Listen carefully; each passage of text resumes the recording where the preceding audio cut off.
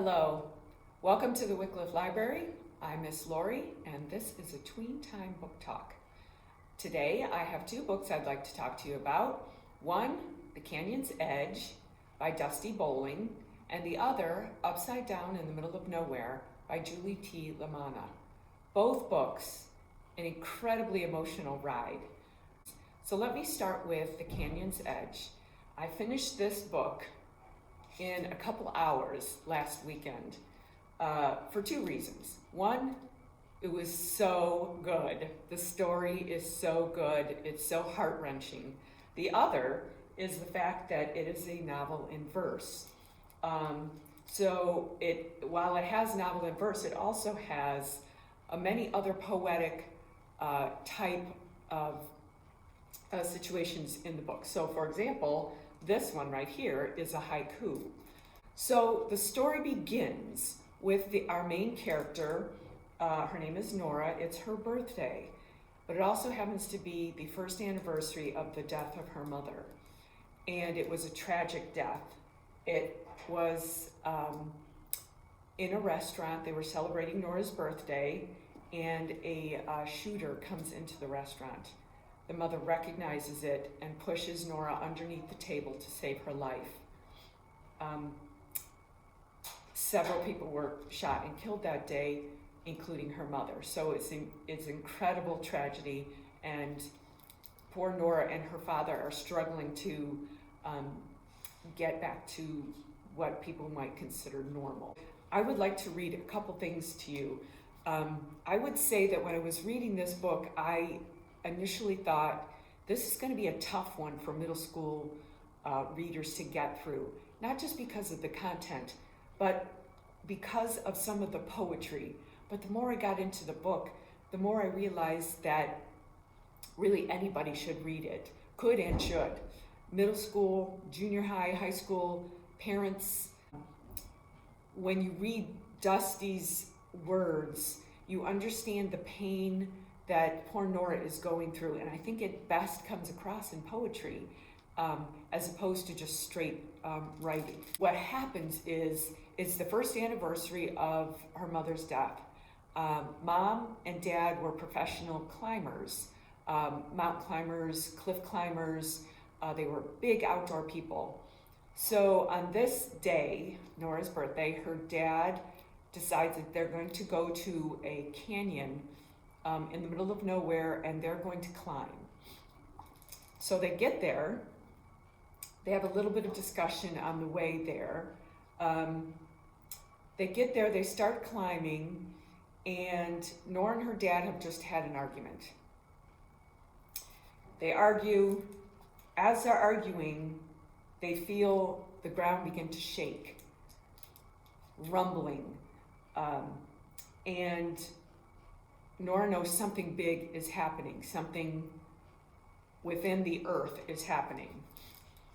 What happens is that there's a flash flood. The flash flood comes, her dad realizes instantly what's happening. So he pushes Nora to safety. Unfortunately, he doesn't have time to climb up after her. So the rushing water takes him away. I'm going to read you this here. So you'll see, even as it's written beautifully as a poem. So I'm going to read you what's called The Second Time. I've lost my backpack, hoodie, hair tie, helmet, harness, gloves, food, water, last person in my life. I have nothing left except my life. That's the second time in a single year one of my parents put my life before theirs. Incredibly sad, but she's on her own now, and she's in the middle of this canyon, and she doesn't have, her father got washed away. All of her backpack stuff got washed away. She is questioning why.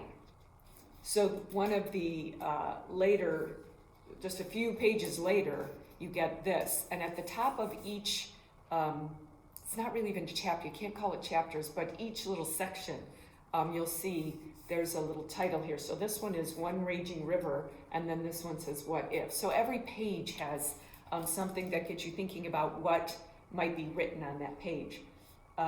So one raging river says, I badly need to know why right now, but no one is here to tell me why, so I imagine it for myself.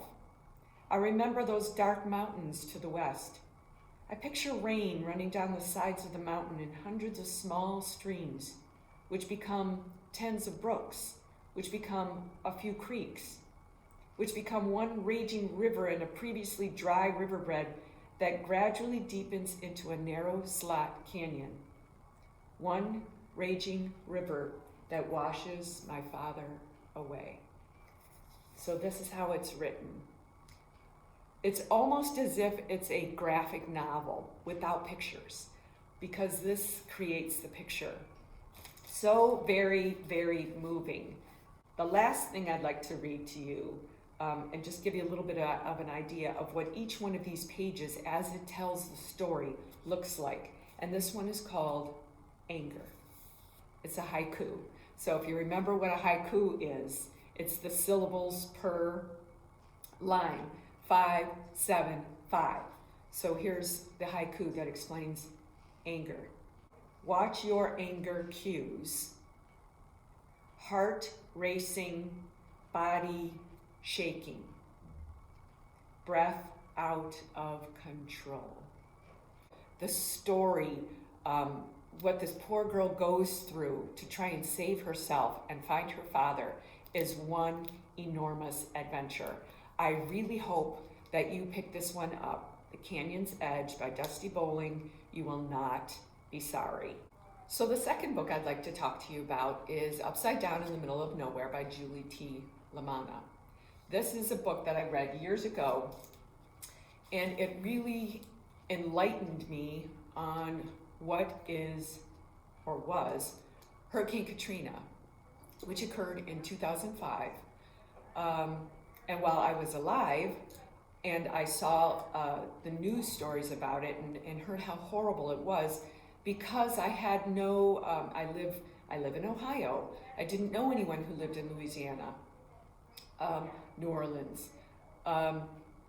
It didn't really affect me, and so I didn't really learn about it until I picked up this book and read it, and then I became, I hate to say the word, infatuated with Hurricane Katrina and all of the horrible things that happened to the people there. This particular story, out of all of the Hurricane Katrina books that I read after reading this one, this is the one that stuck with me the most.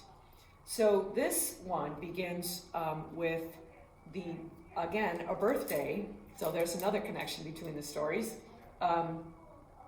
of young Armani, who is turning 10. And she cannot wait to turn 10. She's going to have a big birthday party, and she's in double digits now, so that means she's going to have more responsibility. She's practically a young lady. Unfortunately, her birthday happens to fall on August 28th, and her 10th birthday is in 2005.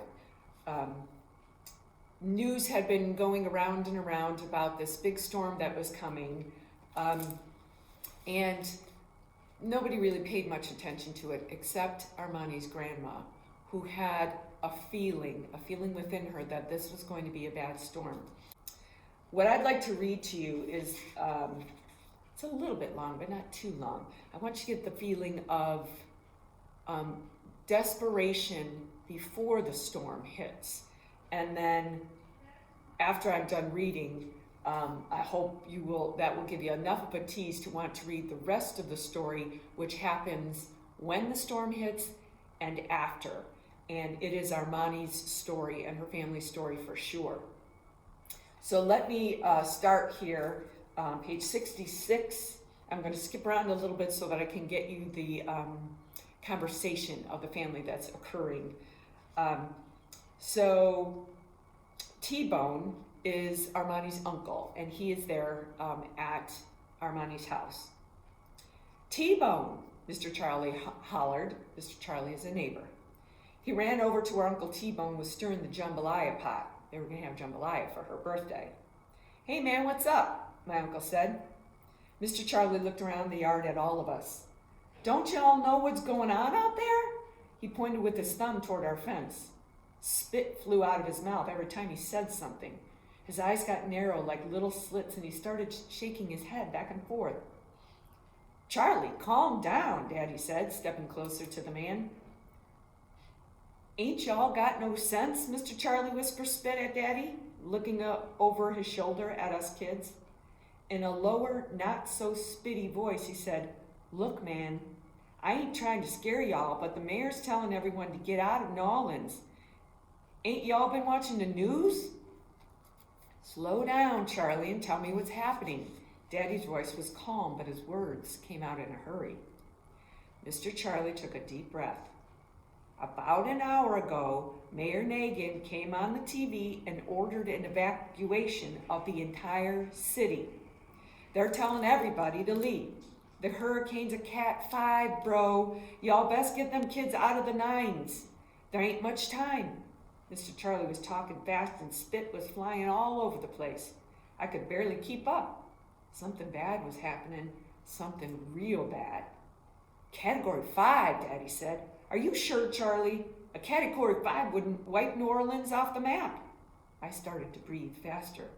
The trees started to bend further.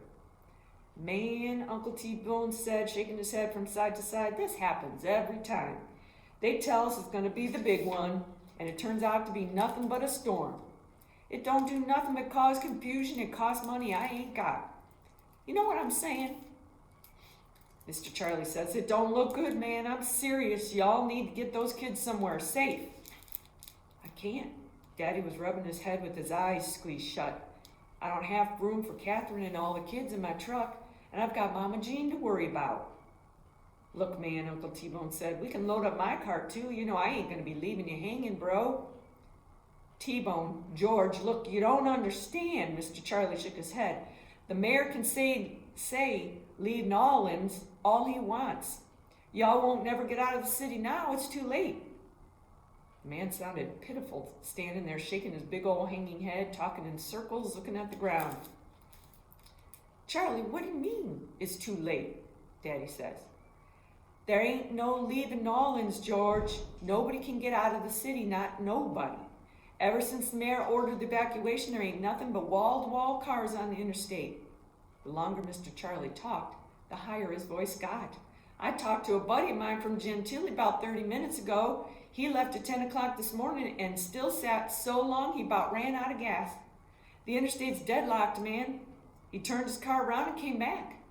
The only ones who made it out is the ones who left yesterday. The smart ones left Friday." "They waited too long to tell us this time," Mr. Charlie said. "Why'd you say you're leaving, Charlie, if no one can leave?" Daddy sounded tired. "Oh, I'm leaving all right.